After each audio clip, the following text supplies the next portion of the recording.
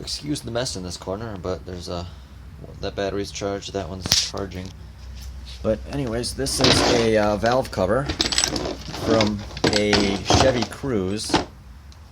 I think it's the 1.4 liter turbo, something like that.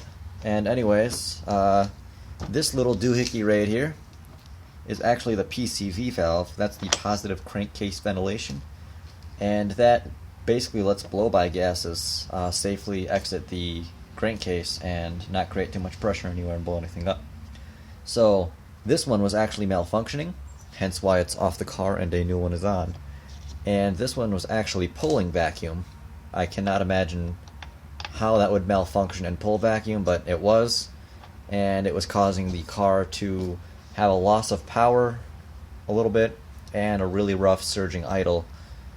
So diagnosed it as that, replaced it, and that's that. Now normally with the PCV valve, it's a little type of deal you can just pop in and out of a valve cover, but on the Chevy Cruze apparently, on that engine they put in those. They built it right into the valve cover for whatever reason. So I think you paid somewhere between 50 and 70 bucks ish for a new one with a gasket and stuff, and it's really easy to pop on. Even though these are fancy little bolts there on top, little star pattern there.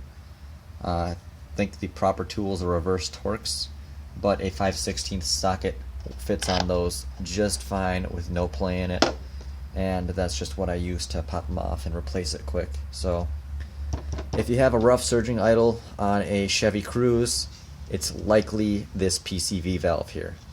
You check if it's pulling vacuum, and if it is, the diaphragm in there is probably bad. And if it's not this, then it's likely the wastegate on the turbo is cracked, and that's the other thing that would cause those types of symptoms on those cars. Obviously there's a lot of different things like vacuum leaks and stuff that would cause it, but this is very specific to the Cruze. That's something to look for, is that valve right there.